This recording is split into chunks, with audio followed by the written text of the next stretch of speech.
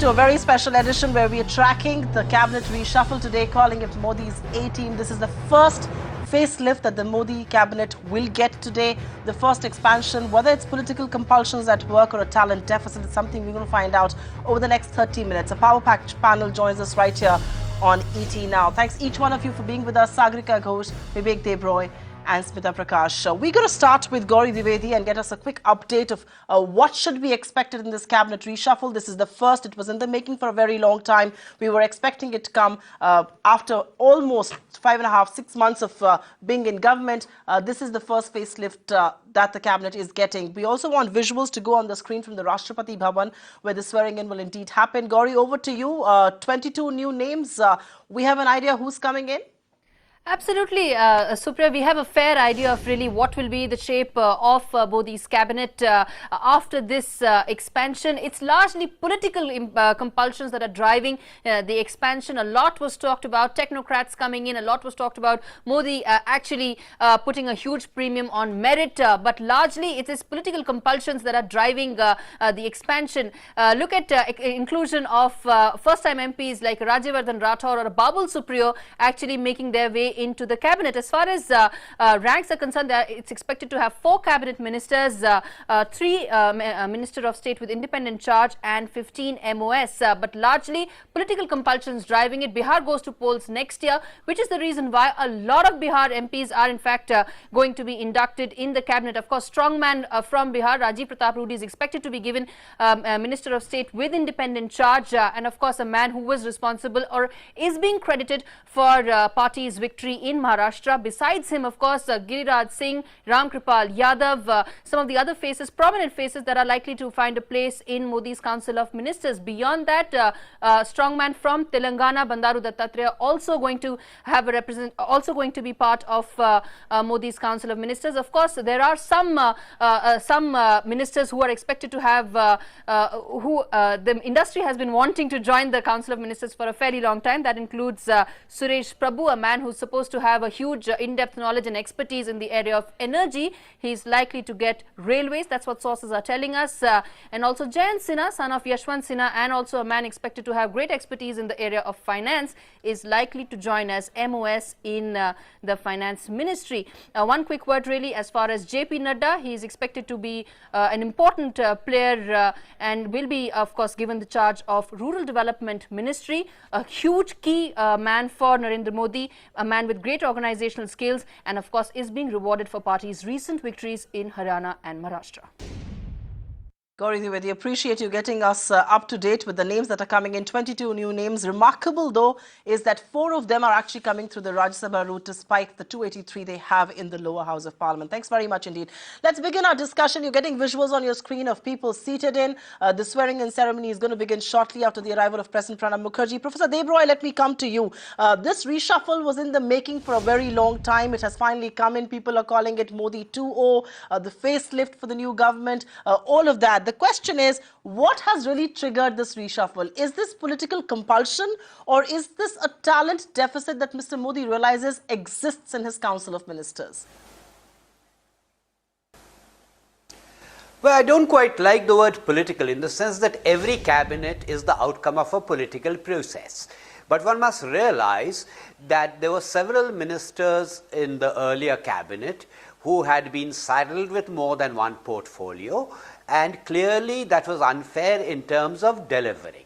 One must also realize that there is a reform agenda which clearly the Prime Minister is now wants to push and pursue, particularly in the period leading up to the next budget. So therefore, it was fairly obvious that particularly after the state elections were over, the recent round of state elections were over, there would have to be a cabinet expansion with some of the existing ministers divesting their existing portfolios and fresh talent being brought in.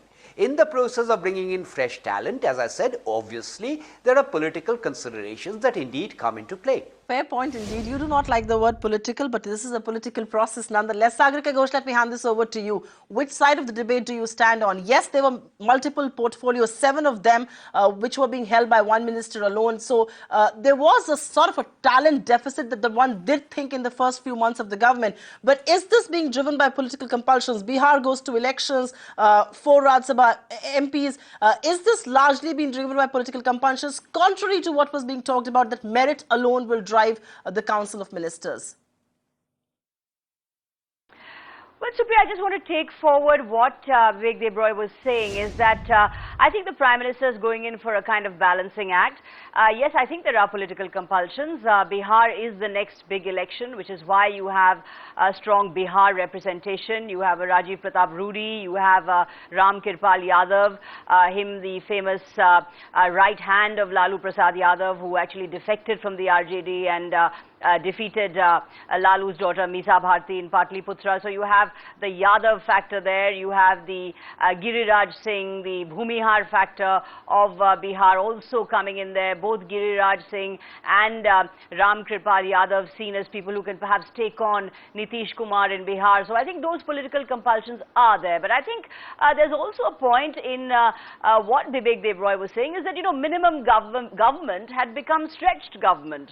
You had ministers with several portfolils, Prakash Javadekar with environment, with parliamentary affairs, with information and broadcasting, Nirmala Sitharaman herself with corporate affairs, finance, Arun Jaitley, of course, with the 2 big ones of defense and finance, hopping from North Block to South Block. So how can ministers possibly do justice when they are juggling so many portfolios? And the lack of a full-time defense minister of integrity and effectiveness was certainly the need of the hour. You know, you need a defense minister who's not just effective, but also has integrity, because the defense procurement process is so ridden with corruption that you need effectiveness and integrity. Now, it's very difficult to find effectiveness and integrity. No wonder Manohar Parrikar has been dragged kicking and screaming from Goa. He's been reluctant to come, but he has been brought in. He's likely to get the defense portfolio, although he's being tight-lipped about that. So I think a minimum government had become stretched government. I think there was a political compulsion, and yes, there is a talent deficit, and therefore the Modi government is having to look at state chief ministers to bring in that combination of effectiveness and integrity that the government needs. I'm glad you admit that both factors were at play, both political compulsions and a talent deficit, and which is why they're perhaps looking beyond New Delhi. Ms. Prakash, if I may come to you, and this is a very pertinent point that both Professor Debroy and Sagarika have raised, and that's about minimum government, maximum governance. It can't be stretched governance. Do you believe that in the last 5 odd months, Mr. Modi realized that this is a euphemism that is very well said, but you do need a large cabinet, you do need a large council of ministers to actually carry on the work forward? On your screens right now, before I take it forward to you, we have Manohar Parrikar, who is being sworn in as the cabinet minister. He's the first one to be sworn in the second round. We have Manohar Parrikar on the screen being sworn in by President Pranab Mukherjee. Remember, he was the Goa chief minister. He comes to New Delhi as a cabinet minister. We give him to understand he's going to get in defense. और शुद्ध अंतकरण से निर्वहन करूंगा, तथा मैं भय या पक्षपात, अनुराग या द्वेष के बिना सभी प्रकार के लोगों के प्रति संविधान और विधि के अनुसार न्याय करूंगा। मैं मनोहर गोपाल प्रभु पर्रिकर ईश्वर की शपथ लेता हूं कि जो विषय संघ के मंत्री के रूप में मेरे विचार के लिए लाया जाएगा अथवा मुझे ज्ञात होगा, उसे किसी व्यक्ति या व्यक्तियों को तब के सिवाय जबकि ऐसे मंत्री के रूप में अपने कर्तव्य के सम्यक निर्वहन के लिए ऐसा करना अपेक्षित हो, मैं प्रत्यक्ष अथवा अप्रत्यक्ष रूप से संसूचित या प्रकट नहीं करूंगा। Ms. Prakash, if I throw this to you, the question that we were talking about, because with this cabinet reshuffle, the Council of Ministers' strength goes almost past 60. So there is a realization that you do need a large government, you do need a large Council of Ministers to govern a country like India. It's all very well said that, you know, minimum government, small Council of Ministers. It's not so easy to put that in practical use. I think it is still not the jumbo cabinet that the UPA had. As far as the BJP government is concerned, I would really still not say that this is political compulsion, as the other panelists have said. I would think that this is more pragmatism. As you can see in the pictures, the first person who has taken oath, that wasn't a question of compulsion bring in political compulsion to bring in Mr. Parrikar. As far as governance is concerned, see, the ideation in this government is all coming in from the Prime Minister's office. The Prime Minister and the others have been promising a lot to the people. The first objective of the BJP was to get rid of the Congress from the Parliament as much as possible. They have managed to, bring the Congress to a bare minimum. Now comes the next task. The next task is to fulfill all that they have promised, at least a majority of their promises in the first year. And to do that, they need people on the ground. So this inverted pyramid structure that the UPA had, they wanted to turn it around and they wanted to make it a pyramidical structure whereby it was not top heavy and you had more people on the ground to do the job. Now that they have seen is not absolutely possible. In the first 5 months, the people, as Sagarika pointed out, you had one person being Defence Minister and Finance Minister, and you had trouble at the LAC, at the LOC. You had to bring in second generation reforms. How much can one man do? He cannot possibly do that. So the Prime Minister realizes that for all his ideas to be put into practice, he needs team on the ground. And the people that he has chosen, he has taken youth as well as experienced people. The first team that he had people who were already in Delhi, people like Sushma Swaraj, Arun Jaitley, Rajnath Singh. These are people who know how Delhi functions. Now he has got youth also. He's got Rathod. He's got Yashwant Sinha's son. Now these are people who are going to put those ideas into action as youth. Not necessarily experienced people, but who are going to think out of the box. They're not going to be stuck with the moribund way that Delhi functions. They're going to bring new ideas. But you also have a Mukhtar Abbas Naqvi. You also have a Rudy coming in. These are people who were there in ABV's team. These are people who know how BJP has functioned. They will bring in a historical perspective as well as administrative perspective. How much can the administration be pushed to deliver things but not break its back? All right, not break its back. Just a quick word on the swearing that has happened so far. So after Manohar Parrikar, the second person to be sworn in was Suresh Prabhu, a very close confidant of the Prime Minister. He's been Environment Minister, he's been Power Minister. We're given to understand he's going to get the railways. Again, a sector that the Prime Minister completely wants to overhaul, a sector that he believes is waiting for reforms. The third person being sworn in, of course, is Mr. JP Nadda, the senior-most General Secretary of the BJP, and somebody whose name was doing the rounds when Amit Shah hadn't become the party president. He was considered one of the front runners for the top job.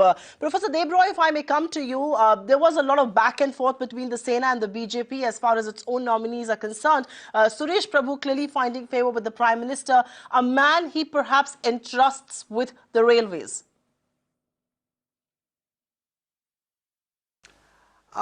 Yes, look, apart from the media speculation, one is not really privy to what went on between the BJP and the Shiv Sena, but it's palpably obvious that the Prime Minister did want Mr. Suresh Prabhu, and it's also fairly obvious that Mr. Suresh Prabhu is no longer as close to the Shiv Sena as he used to be in earlier times. Fair point indeed. Sagarika, if I may come to you, is this also a signal that the Prime Minister is going to give out there? That, yes, political compulsions matter. Yes, my relationship with Sena is very important. But I am not going to sacrifice a good candidate at the altar of this political compulsion. Is that a signal being given out? Because after all, Mr. Prabhu is known to be a man with merit, is known to be a man who understands the second generation reforms that this government is indeed trying to bring about. There's no doubt that Suresh Prabhu is a very competent person. He was a very high-performing power minister. He was a very high-performing environment minister. He was highly rated as a minister in the Vajpayee government. So there is no doubt that Mr. Suresh Prabhu brings an enormous amount of expertise, an enormous amount of experience to his portfolio. If he's about to get railways, then we do know that Mr. Saranand Gowda was seen as a bit of a not living up to the performance standards expected of the railways. So perhaps that is a signal also that the Prime Minister is sending out, and that I think is a good signal that if you are a non-performing minister, then you will have your portfolio taken away from you. This is if Suresh Prabhu indeed gets railways, which we are not yet sure of. But on the other hand, in Maharashtra, the situation is, of course, that there the BJP is saying that we are party number one and we are the dominant party here in Maharashtra, which is unacceptable to the Shiv Sena. Remember, it was in fact the senior Thackeray who withdrew Suresh Prabhu from the NDA government. So Suresh Prabhu's relationship with the Shiv Sena is, as Professor Debroy has pointed out, not very good.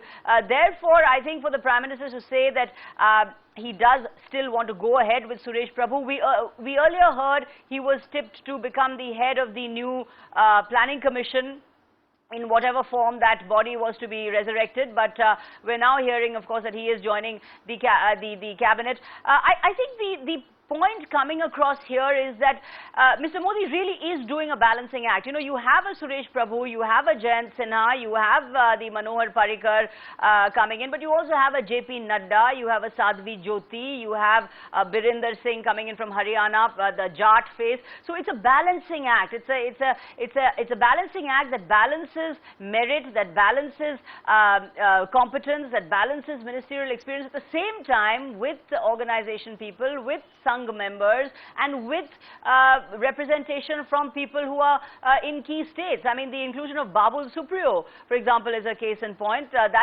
West Bengal is a state where the BJP is looking to grow, and therefore the first-time MP from Asansol, Babul Supriya, is also, we understand, being brought in the cabinet. So I think this is a balancing act. The first cabinet that was sworn in was perhaps not as inclusive, perhaps did not bow to the caste and region considerations that cabinets generally bow to. But in a certain sense, as you go along in governance, you do have to perhaps not compromise, but you do have to establish a consensus. You do have to take your allies on board. You do have to look at the electoral considerations that exist as you move into a hectic election schedule year, as 2015 is going to be, with Bihar as the big election there. So I think the kind of compulsions that exist on governance is beginning to kick in, but also I think a very strong signal of merit being sent out by the Prime Minister that yes, you do want a Jayant Sinha, you do want a Manohar Parrikar, you do want meritorious people in there, but at the same time you also have your Naddas and your Sadhvi Jyotis and your people from Bihar and Rajasthan. Rajasthan is an interesting case in point. There, I think the Prime Minister making it very clear that the sons and daughters are not going to necessarily be included. Vasundhara Raje's son, Dushyant Singh, has not been included. Instead, it's Rajyavardhan Rathore who has been included, because remember, there was a big demand for greater representation of Rajasthan in the Union Cabinet, because Rajasthan scored 25 out of 25 in the Lok Sabha elections as far as the BJP is concerned. So there was a big feeling in the earlier swearing in that Rajasthan had not been adequately represented. But we're seeing here that Rajyavardhan Rathore has been brought in and not Dushyant Singh. So I think that's another signal that's coming out, right, that whether you are the son or the daughter of political dynasts, whether you are a Pankaja Munde, daughter of Gopinath Munde, or you are in fact the daughter, the son of Vasundhara, you're not necessarily immediately going to get accommodated in the Council of Ministers. Fair point indeed, and I'm going to discuss that in a moment from now in more detail. But just to quickly update our viewers, 4 cabinet ministers sworn in so far: Manohar Parrikar, Suresh Prabhu, JP Nadda and Chaudhary Biren Singh. The 2 independent charges, ministers of state with independent charges that have been sworn in so far are Bandhu Dattatreya, and he is the lone MP, BJP MP from Telangana, and of course Rajiv Pratap Rudy, who has been a minister even in the Vajpayee government, held the important portfolio of aviation. He's now MOS with independent charge. He'd actually put out that information on his Twitter handle hours before this actually officially came true. But if I may bring this entire discussion to you, Ms. Prakash, and like Sagarika and Professor Debroy have been saying, there has been a very fine balancing act. You're getting talent and yet you are accommodating all the political compulsions in there. The question though is, when the entire process of government formation started, we were given to understand that, ministries that are naturally aligned, power and coal will be kept together, roads, transport, highways, shipping, railways will be kept together. That was the rationale. You merge ministries. But with this cabinet expansion, we are going to see the demerge of ministries. We are going to see many more people being in charge of ministries, even though they may be naturally inclined. How do you read into that? Is this realization finally dawned that you need multiple people for handling various ministries that may be naturally inclined as well? I agree, Supriya. In a sense, what you're saying is true. There is some kind of a course correction that is happening just 5 months after the government has taken charge. There is pragmatism, actually, if you see, political as well as administrative pragmatism. But I don't see this as a compulsion still. I mean, look at the list. If you see the people who are taking oaths, there's a shooter, there's a singer, there's Harvard, there's somebody who's a plumber, there's a dynast, there is, I mean, you have people from all across. You have a Muslim, you have a Bhumiyar, so now it's a more inclusive kind of a cabinet that you have as compared to what it was earlier.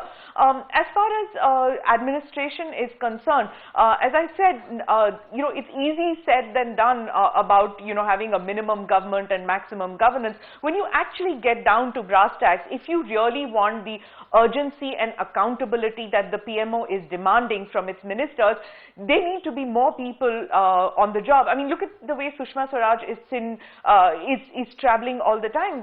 India is a member in so many multilateral organizations now.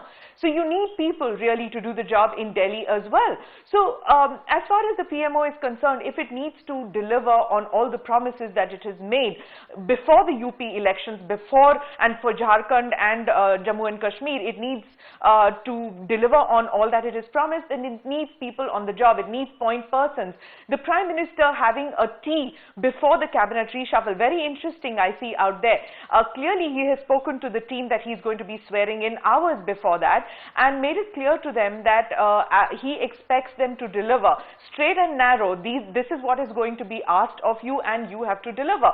So very interesting precedent being set out there in calling them for tea before the swearing-in ceremony. That's an interesting precedence, and I was going to talk about that. But Professor Debroy, because Mukhtar Abbas Naqvi is being sworn in right now, and Rajiv Pratap Rudy before him, and of course Bandaru Dattatreya, this is a more inclusive sort of a council of ministers that is now taking shape. The question that one want to step back and ask you is, should Mr. Modi have started with this in the first place in May itself?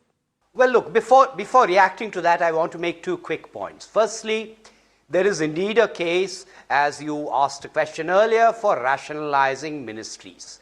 However, I think this is always an agenda for a government in its second term. I don't mean this particular government. For any government, rationalizing ministries cannot be a first term agenda. It has to be a second term agenda. The second quick point I want to make is, in terms of delivering governance, I would primarily look at the full-fledged cabinet ministers and the ministers of state who have independent charge. In the present system, the other ministers of state matter less in terms of implementing governance. Having said that, if you take someone like Mr. Rudy, according to the speculation, Mr. Rudy would have been in the first round of cabinet had it not been for the fact that he had been saddled with responsibilities in a state that was going to the polls.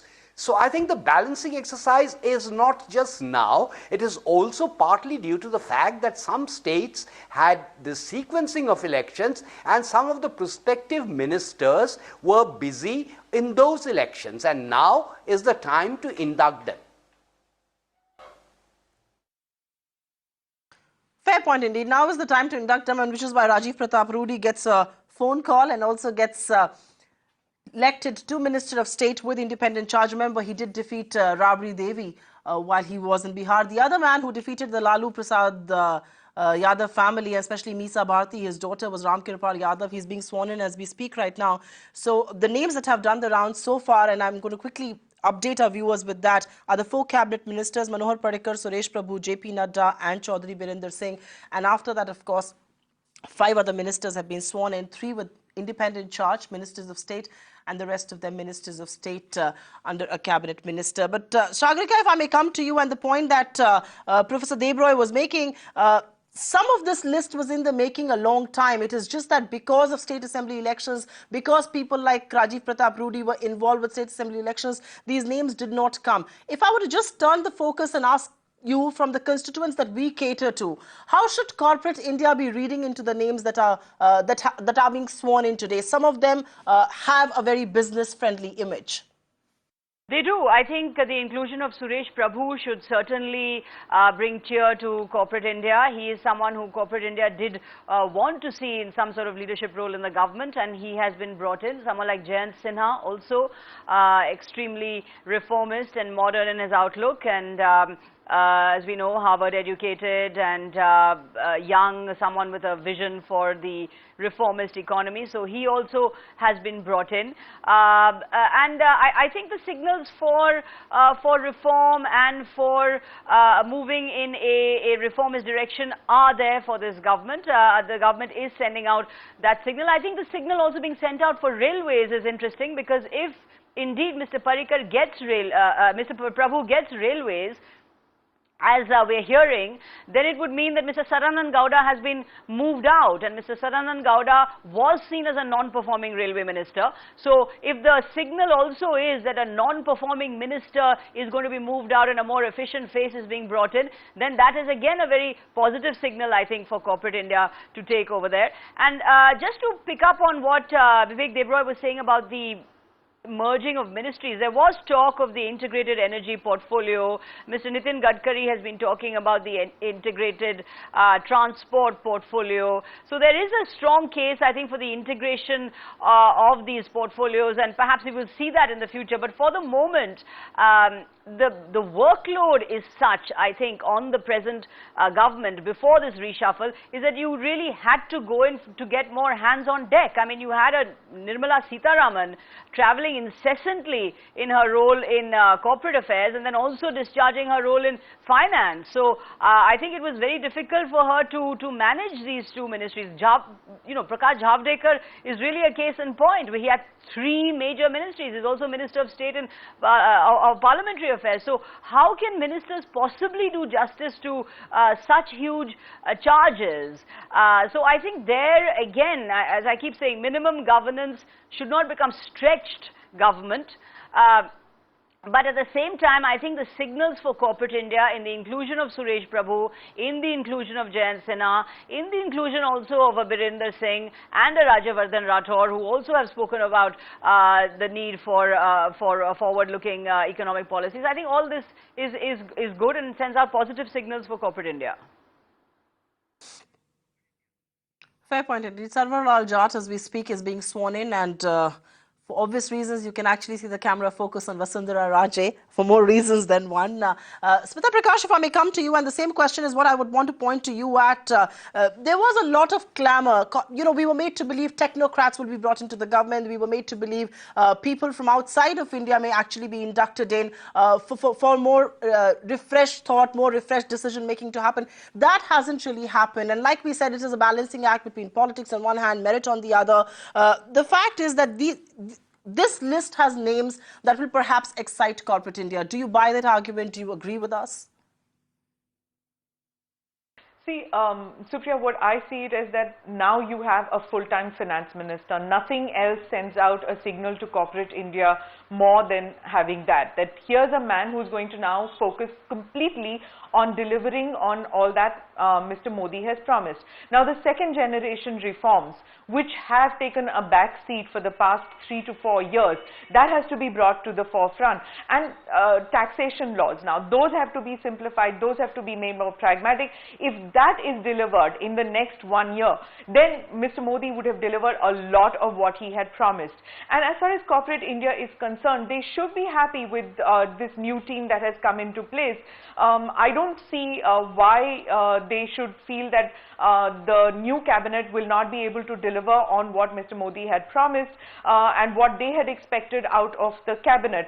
As far as foreign talent is concerned, they may not be there in government, but they are certainly being consulted is what we have heard in decision making. Now, whether that is formalized as being appointed as advisors to the government, being given a Lutyens bungalow and a car with a red light on it, that may not be happening. And this is where they are thinking out of the box, I think. Professor Debroy, do you believe that come Monday morning, with more hands on board, a full-time finance minister who's solely responsible for what happens in finance, we will see some of the big decisions take off? Also, because the budget-making exercise is right around the corner, do you expect more reforms to pick up, and what kind of reforms will those really be? Well, reforms, yes, and so far as reforms are concerned, it's something that all citizens are interested in, not just corporate India. We still don't know the portfolios. The portfolios will be known only subsequently. But assuming that the speculation is correct, then we can also detect a strand in terms of the Prime Minister's emphasis on the sectors he regards as important.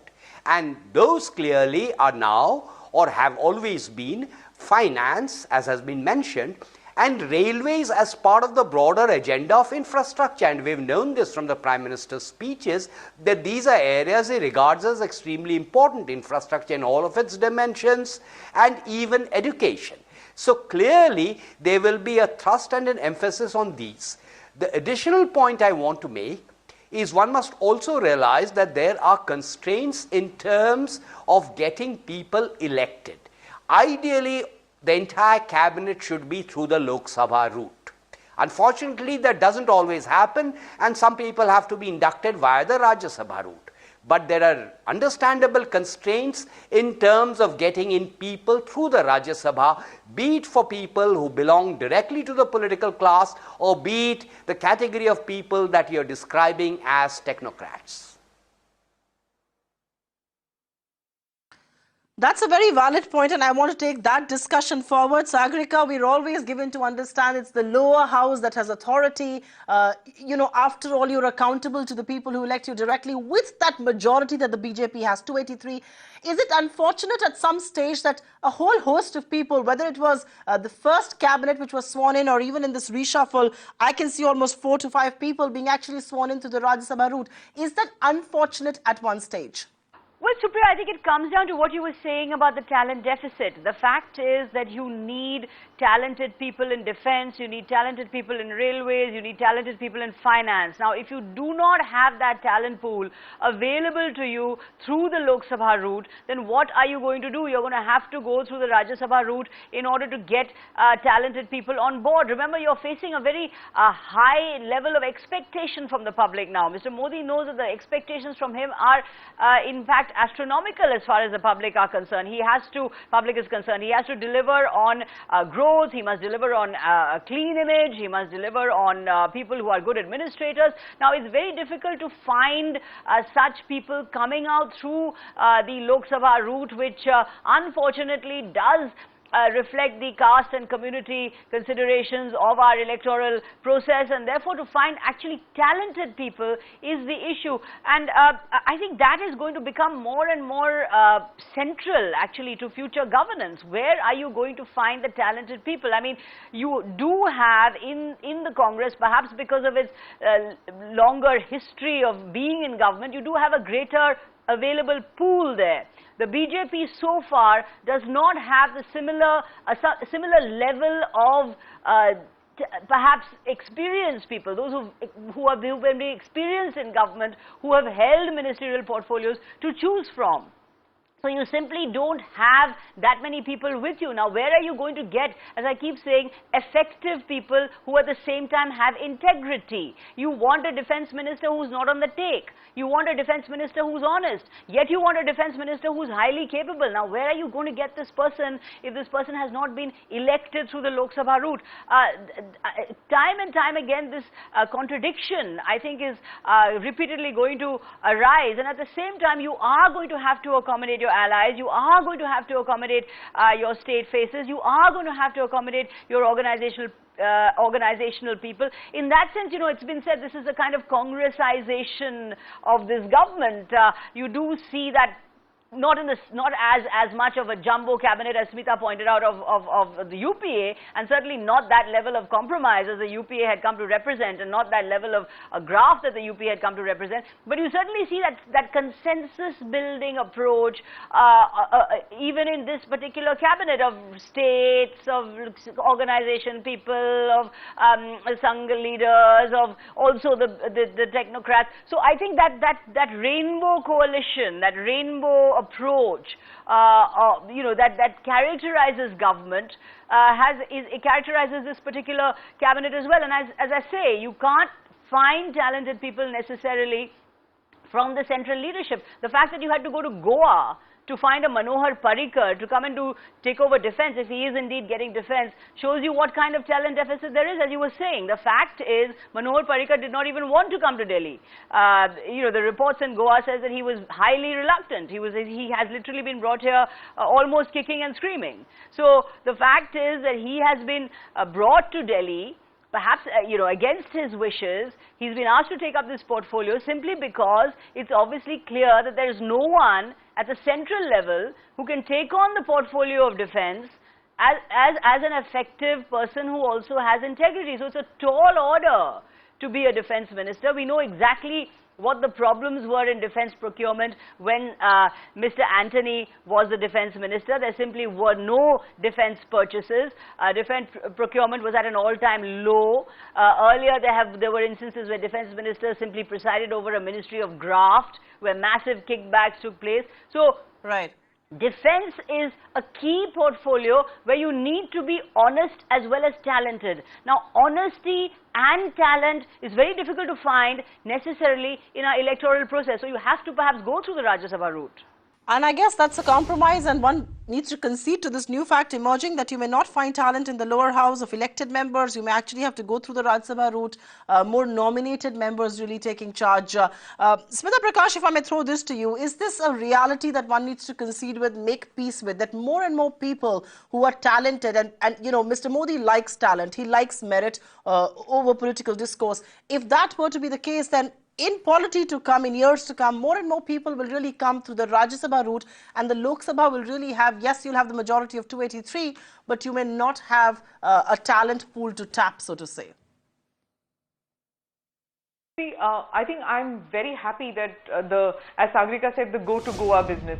I'm very happy about the go to Goa business actually. I go to Kanyakumari, go to Manipur, go to Kashmir, go everywhere and get it. It doesn't have to be necessarily Delhi and Delhi-based politicians and people with experience of having lived here and seen, everything from a Delhi perspective. I'm very, very happy that people from different corners of the country are now part of this cabinet.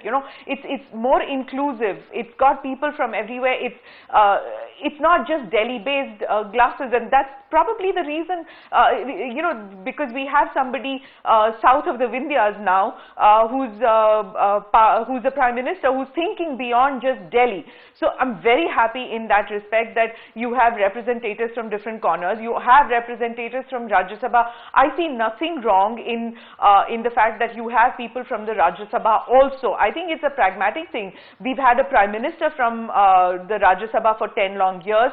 We had Mr. Narasimha Rao, who was not really in the Lok Sabha at that period. He was just picked and chosen. We've had I.K. Gujral, and they didn't do pretty badly. They got re-elected. That's a different point. But Manmohan Singh was a good prime minister, could not run his prime ministership like he wanted to because of various reasons. We won't get into that. But I see no reason why you can't take people from the Rajya Sabha, you can't take people from outside the Lok Sabha and Rajya Sabha if necessary and bring them into government. Where, the criticism against the first first cabinet of Modi was that the intellectual bench was thin. Now we've seen that this bench, that deficit has become a little lesser.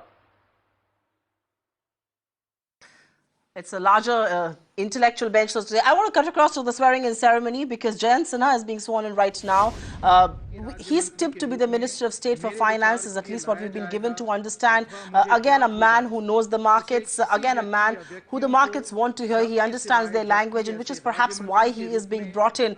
He's, of course, the fact that he's elected from Hazaribagh, a constituency that his father Yashwant Sinha did vacate for him, is incidental in that entire discourse. But Jayant Sinha, a man, he's been to IIT, he's been to Harvard, he's the blue chip, so to say, in Modi's cabinet. But again, somebody who understands the market, somebody who understands foreign investors, foreign sentiment, speaks their language. Professor Debroy, I want to particularly come to you on Jayant Sinha because he's going to be an important man in our discourse going forward. If he indeed, and as we're given to understand, does become Minister of State for Finance, has he been brought in very strategically because he understands the mind of foreign investors, somebody that Mr. Modi is looking to tap?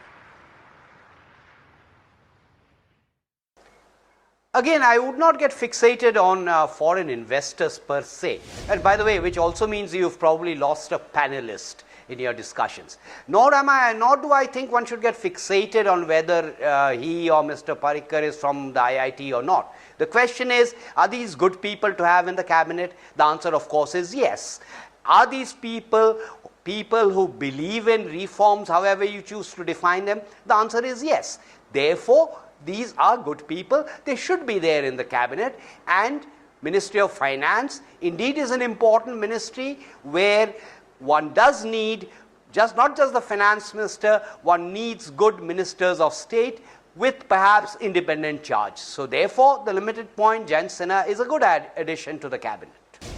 And you rightly pointed out, we lose a panelist, but we perhaps get a man who understands how the markets talk, speaks their language in the Union Cabinet of Council of Ministers. Sagarika, if I may point this to you, Jayant Sinha did tweet just before he walked in saying that he should not be seen as a dynast politician. He's there on his own. But the fact is that this constituency was indeed vacated by Yashwant Sinha for his son. He's been elected, yes. But how do you read this paradox? On one hand, you do not get a Council of Ministers seat for Dushyant Sinha, but Jayant is there. Would you disregard the fact that he's actually Yashwant Sinha's son, or would you actually give merit to the fact that he is a man who understands the markets, he is the man who understands finances, they need a pro like him in the government? Well, I think you've said it, Supriya. I think, as far as Dushyant Sinha is concerned, Dushyant Singh is concerned, he is, of course, Vasundhara Raje's son, and the expectation was that after that big Rajasthan victory of the BJP, that Dushyant Singh would be accommodated in the cabinet. There were reports that, in fact, Vasundhara was disappointed that this was not done, and Mr. Modi sending out the signal that he did not want the sons and daughters of high-profile political leaders to be accommodated or to get privileges or to get extra favors. But as far as Jayant Sinha is concerned, well, you could argue that Yashwant Sinha is no longer an MP, so perhaps he's not a dynast in that strict sense of the word. But in Jayant Sinha's case, I think, yes, his talent has probably won out here, because remember, the big criticism against the Modi government, which is being voiced time and time again, is where are the reforms, where are the reforms, where are the big ticket reforms, where is GST, where is, the energy policy, where is the insurance. The big criticism against the Modi government is that time is running out. You need to act on reforms. We need to see reforms. We don't just want to see Jan Dhan Yojana and cleanliness drives. We also have to actually see big ticket reforms, or what are defined as big ticket reforms, what pleases the corporate class, what actually pleases foreign investors. All those issues have been raised, that the Modi government is not adequately acting on those issues. Mr. Arun Jaitley recently signaled that yes, land acquisition was going to be changed, the land acquisition law was going to be changed, but of course for that you will need the cooperation of the Congress and the Rajya Sabha. He also signaled that there would be labour reform. But again, the criticism has been that the labor reform that the government has so far gone in for is tokenism. It's not, doesn't go far enough. It's simply about inspectors getting lists from the government. These are just technicalities that have been changed in the labor inspection regime, and not real labor reform has been allowed to take place. So the big criticism against the Modi government, and I think Mr. Modi is acutely aware of this, is that he is seen as business friendly. He is seen as someone friendly to the corporate sector, to the investment environment, and he needs to deliver on those for confidence to remain high. Therefore, I think he's placing a lot of premium on sending out those signals that yes, this government is moving towards reform. Remember, the honeymoon period perhaps for this government will be until the next budget. If again in the budget of 2015, again the feeling is that this budget doesn't go far enough, it does not bring adequate, what are termed as reforms, it doesn't bring the big bang measures. In that case, again, the confidence of industry will be at an all-time low, or perhaps even lower than it was in the first budget, where many criticized that first budget as a UPA budget with saffron lipstick. So I think the criticism against Mr. Modi's government so far has been that it is not reformist enough. It's not doing enough. It's too cautious. It's tinkering around. It's still doing populism. It's not going far enough on the big ticket reform issue. So therefore, I think including a Jayant Sinha probably sends out that signal, and it's important to send out that signal, and that's why he perhaps wins out, even though he is in some form of speaking a dynast, although, as I said, Mr. Yashwant Sinha is not an MP anymore. Fair point indeed. But Ms. Prakash, if I may come to you, Nirmala Sitharaman was the Minister of State for Finance all along. There's been a lot of buzz in New Delhi that she may actually get elevated to a cabinet rank in commerce and industry. Is that now imminent? How are you reading this? See, we still don't have details about who's getting what. But one thing is certain, that the expansion that has happened and the portfolios that will be given out, it won't be so much as wings clipping as a more realistic way of running the government, because the Prime Minister clearly wants seamless decision making, and for that he's chosen a team who have been told that they will have to deliver. As you can see, the loyalty has also been rewarded, so there will be a lot of people who we really don't know whether they are, what their views are about economic reforms and things. We don't know what Mr. Nadda or Mr. Mukhtar Abbas Naqvi think or Sadvi think about economic reforms, but they will be given an agenda, because as I said, the ideation will come from the Prime Minister's office, from Mr. Jaitley, and they will have to deliver. The Prime Minister goes on speaking about ye sarkar garibon ki sarkar hai. So it's not just corporate India who he has in his vision, it's also the poorest of the poor, and he has to deliver for them also for political reasons, as well as the fact that this is what he wants to do. And this is what the BJP has said, that they don't want to be seen as somebody who are working, or a team that is working just for corporate India. So it's going to be an inclusive government. It's going to be a government that is focused on delivering to all those who have voted for them, and the poor have voted them into power too. So before the UP elections, before Jharkhand elections, he is going to ensure that all that he promised is delivered by the people that he has brought into office now. Fair point indeed. And you're actually pointing out to the fact that there will be a lot of balancing of populism as well as reforms. There has been minor tinkering here and there to unclog the system. Some big decisions have been taken. The bigger decisions will really be taken in Parliament, something like the insurance bill, something like the land acquisition bill. Professor Debroy, if I may come to you, this is an all-new look cabinet. This is Modi 2.0. This is the first facelift. But will things boil down to the political discourse in Parliament? The two bills that I mentioned and many others that are in the waiting, will everything really boil down to how the Congress and the BJP will see eye to eye, at least in the upper house of Parliament? Well, partly yes and partly no, because it really depends on how you define reforms. But without getting into the nitty-gritty details of how you define reforms, there's quite a bit that can be done at the level of the executive. To the extent it is done at the level of the executive, which also means not just the executive in Delhi, but also the executive level at the level of the states. So one needs an efficient intermediating body between the union government in Delhi and the states. Quite a bit is therefore in that executive domain. However, some of the highly visible items of reform, they do involve legislation. When it is a question of legislation, yes, it is an issue that there is a problem with the numbers in Rajya Sabha, but there are ways around it. There is a way around it through a joint session. It is not something that you want to do at the drop of a hat. So if one were to say that I'm going to look at opening up, let's say, FDI in insurance, then is the Rajya Sabha number an issue? The answer is yes. But if I'm going to look at something like GST, if I'm going to look at taxation reforms in the next budget, then it is less of a legislative issue. There is a minor legislative issue, but it's not a major one. So despite the legislative problems, quite a bit can actually be done, which is in the nature of better delivering of governance. Fair point indeed. We're running out of time here, and also the Union Council of Ministers, the second phase has been sworn in as we speak, the national anthem being played, and which is why I'm going to go around with the last question. Sagarika, if I may come to you, this cabinet reshuffle done, is this the last we see before the UP elections in 2017? Because this caters to Bihar, this caters to the other states.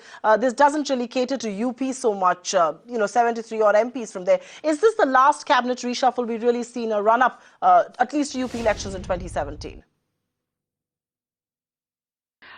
Well, it's difficult to say whether it will be the last cabinet reshuffle, but I think certainly it's a cabinet reshuffle that takes into consideration the fact that the Bihar elections are up at the end of 2015, and the fact that UP is going to pose, there is a heavy Hindi belt representation. So I think there is a lot of political representation. There is certainly political compulsion in this cabinet, but also I would like to say it's a completely balancing act that the Prime Minister has pulled off. He's pulled off the reformists, he's pulled off the populists, he's pulled off the experts, he's pulled off the Sangh. So I think he's done a balancing act. At the same time, I think he's also signaled that non-performing ministers will be divested of their portfolios if Suresh Prabhu does in fact get railways and Saranand Gowda is divested of the railways. I think that's a very powerful signal actually, that if a certain minister is divested of a portfolio and is given to a proven, highly competent person, then that really shows that the Modi government is looking at delivery and performance in the allocation of portfolios. That's a very fair point indeed. The signal that you're trying to send out with this cabinet reshuffle is that if you do not perform, your wings will be clipped, you may be dropped. But if you do perform, you can actually be elevated and get a promotion. We do not have the final word on that, but we're given to understand that there may be 1 or 2 elevations to the cabinet ranks. Smita Prakash, if I may come to you, is that how you also read this? That yes, this has been a balancing act nonetheless, but is this the cabinet reshuffle that's happening? At least for the next 2 years, we will not see one happen till the UP elections come to fore and their political compulsions there to be taken care of, there to be accommodated? No, I don't think that one can say that this is going to be the last one before the UP elections. There could be more expansions. It is possible, or there could be changes or a reshuffle. This is an expansion more than a reshuffle. Now, that could happen that before UP elections there is another reshuffle. But the thing is that what I find interesting is that, you know, the Advani, Murli Manohar Joshi, Atal Bihari Vajpayee era is over. Their camps, the people that you're seeing now, you can't pick even a single person from either of those camps. They're there at the swearing-in ceremony. Mr. Vajpayee's family I could see sitting out there in the audience. But seriously, there's no camp system anymore in this BJP. They've picked people from randomly from from different strata. There could be a UP politician. There is somebody who's, as I said, a shooter, a singer. There's a doctor. There's an engineer. They picked from everywhere. The talent pool is really vast, and they've made sure that, you know, they are going to get people out here who will gain experience. This BJP team doesn't see itself in office just for 5 years. They're seeing themselves in office for 10 years in the least. So they want their people to get the experience at administration. So they're going to have a reshuffle, I think, within a year again. A reshuffle within a year again. Professor Debroy, now that this cabinet expansion is done, the first one in its term, do we expect Prime Minister Modi to turn focus on something like the Planning Commission, something like the PMEAC? These were on his radar. He has set up panels, but do we actually see him now focus on that next? Yes, I think so, because he sort of articulated it often enough. I think that's going to come next. And just to add my perspective, I don't regard this as a reshuffle. I regard this really as the first full-fledged Modi cabinet. It's the cabinet that Mr. Modi would have liked to have earlier in the year. It's now that the cabinet is actually functional. I have the liberty, I'm told, to take one more question to each one of you. And the question that I'm tempted to ask is, how much of an RSS impact is there on this cabinet expansion? Sagarika, let me begin with you.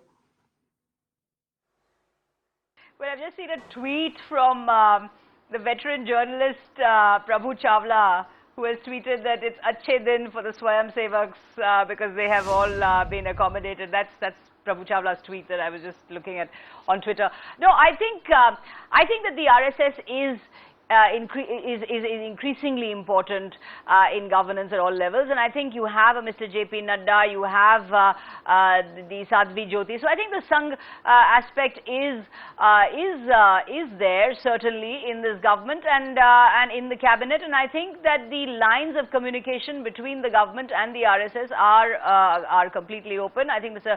J.P. Nadda has been a long serving member of the organization. He's worked tirelessly for the organization in places like Himachal Pradesh. Mr. Nadda is known as an organizational man. He's known as a man who has worked at the grassroots. He's certainly someone who would have the blessing of the RSS. So certainly I think the RSS influence in the cabinet is significant, and now at all levels of government formation, whether it's in Haryana, where Mohanlal Khattar is in fact the RSS Pracharak who has become the Chief Minister, whether it is in fact in Maharashtra, where Devendra Fadnavis is also known to be close to the RSS. So I think there is a RSS role in governance and administration at all levels. Smita, you concur? Yeah, Supriya, you know, this RSS spirit, the RSS DNA has always been there in the BJP. I mean, what was Mr. Vajpayee as Prime Minister, Mr. Advani as Home Minister? They were completely in the RSS mold. So they've always been there. So, you know, this is an exaggeration that this is an RSS government, an RSS run government. It's in the BJP DNA. So the Prime Minister and he has never denied that he's been part of the RSS. So, and nor Mr. Amit Shah, nor Mr. Nadda. So this whole thing of, you know, this overpowering presence of the RSS in this government, they've always been there in the BJP. It's not as if this government has it more than the earlier BJP dispensation. And it's an exaggeration that they are taking the decisions, or that they will be taking more decisions now that Mr. Nadda is there. I don't think for every decision they go running to the RSS. RSS is part of the BJP spirit. So I don't think you can divorce one from the other, and you could never have done that in the earlier BJP government either. You can't divorce the two. Professor Debroy, I'll let you have the last word. On that, well, I don't really think that question makes too much of sense. I am inclined to think that this cabinet really bears the stamp of what fundamentally the Prime Minister wanted. And there must have been other pressures as well, but fundamentally I think it bears his stamp. It bears the Prime Minister's stamp, and that is exactly how it should always be, shouldn't it? Thanks each one of you for joining us on this very special edition as we track Modi's A-team. This is the first expansion that has happened, but not the last we will perhaps see in the 5 years of this government. Thanks to the viewers for being with us.